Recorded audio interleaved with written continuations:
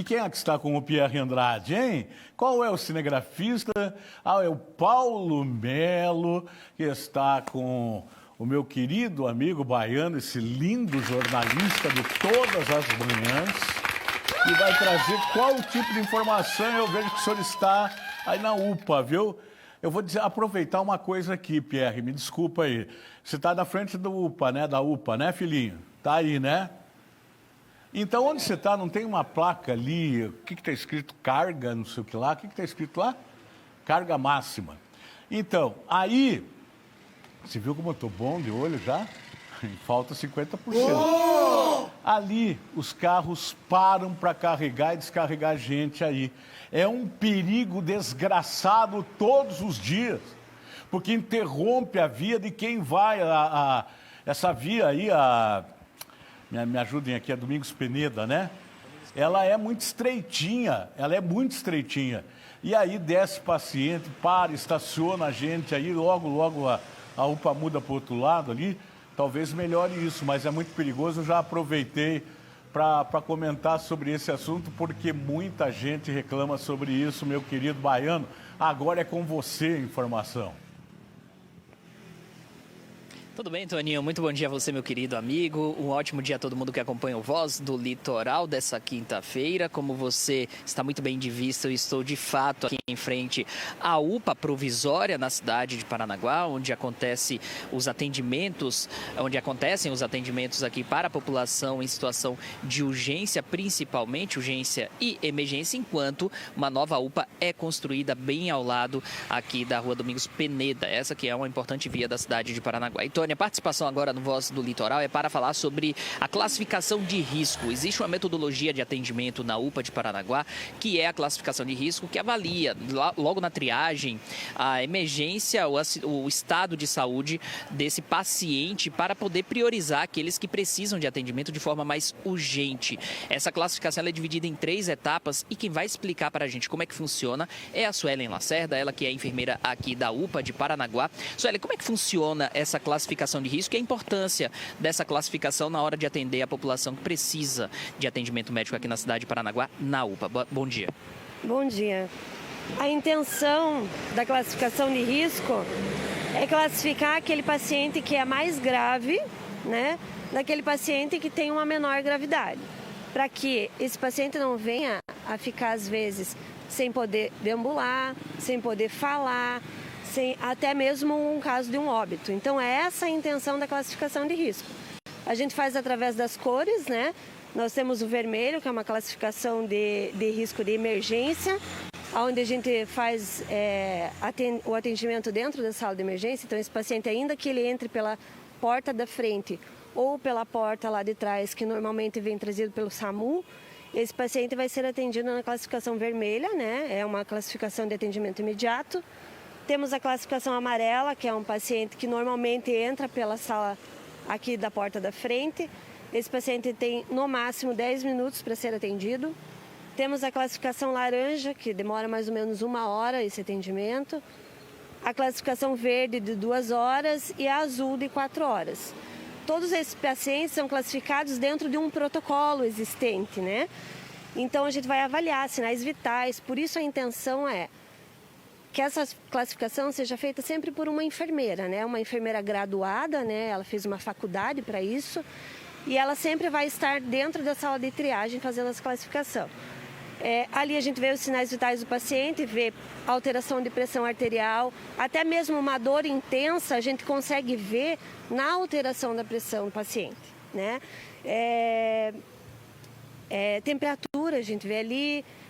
Oximetria, né? Quanto que tem de oxigênio dentro do sangue desse paciente, se ele precisa realmente ser atendido imediatamente, porque às vezes é um paciente com suspeita de Covid, paciente com suspeita de Covid normalmente insatura, né? Então, assim, a intenção da classificação de risco é sempre priorizar aquele paciente que realmente está em risco eminente.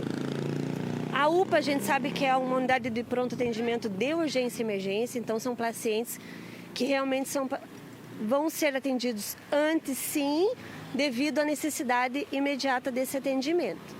Então, por isso a gente põe a classificação, porque a gente tem uma demanda grande hoje no município de atendimentos que não são de urgência e emergência, porém são atendidos aqui dentro. Então, a gente precisa ter, é uma questão de necessidade nesse momento, porém a classificação de risco a gente já tem há alguns anos, né, dentro da unidade do município, e a gente realiza sempre com uma enfermeira e uma técnica de enfermagem que auxilia ali nos dados vitais. Essa classificação de risco ajuda no atendimento, otimiza o atendimento do paciente? Isso, com certeza. Por exemplo, um paciente que é uma suspeita de um AVC, né?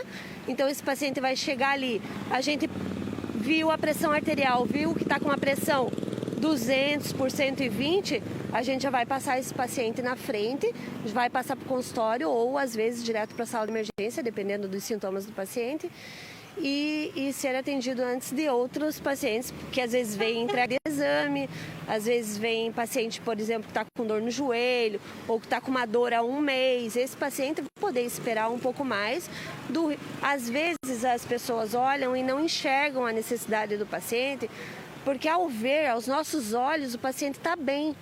Mas quando a gente vai ver os sinais vitais, esse paciente está alterado. Às vezes nem o próprio paciente sabe disso, né? Mas a gente tem a intenção de fazer isso através da classificação de risco. Muitíssimo obrigado, Suelen Lacerda, falando então sobre a importância dessa classificação de risco para o atendimento na unidade de pronto atendimento de Paranaguá, aqui na UPA, Tony. Excelente, viu? Pierre, até vou aproveitar rapidamente aqui, porque daqui a pouco começa a gritar aqui no meu ouvido. Não, gritar não, porque ela é muito educada. Mas ela, olha o tempo, vaza, olha o tempo, gordo, vaza, gordo.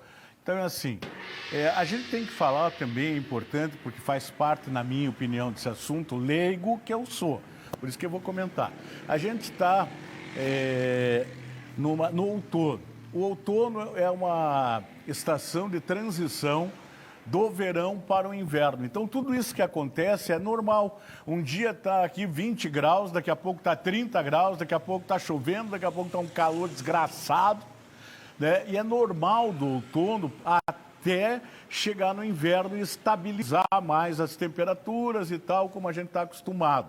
Então é uma estação que judia muito das pessoas, porque está calor e daqui a pouco está frio, enfim. E aí dá muito problema respiratório. E para tomar vacina, estou te falando tudo isso, porque a pessoa não pode estar gripada, por exemplo. E não adianta querer esconder. Eu vou lá e não vou dizer que eu estou gripado, vou tomar a vacina. Vai te dar uma reação que você não espera.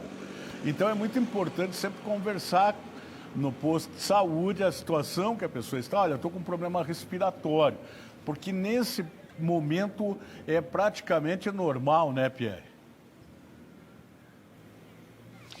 Tradicionalmente, nesse período de outono, cresce a procura por atendimento médico por causas respiratórias. Isso acontece muito aqui no sul do país, né? Inclusive, o atendimento hoje aqui na unidade de pronto atendimento, na UPA, ele está relativamente elevado exatamente porque várias pessoas vieram aqui ao local para poder ter o atendimento médico especializado. Então, por isso também é importante redobrar os cuidados, principalmente no que diz respeito a contágios de doenças respiratórias e também por causa de sintomas de doenças respiratórias. Muitas vezes a pessoa tem uma alergia que é acentuada nessa época do ano.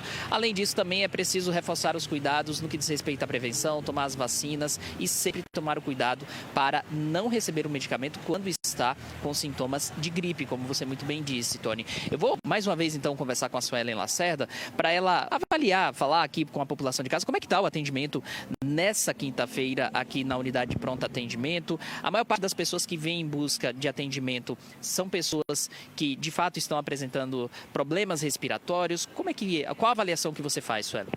Sim, hoje a gente tem uma procura maior, né, de sintomas respiratórios devido ao clima. Realmente, a nossa unidade tem apresentado uma elevada procura, sim, com certeza.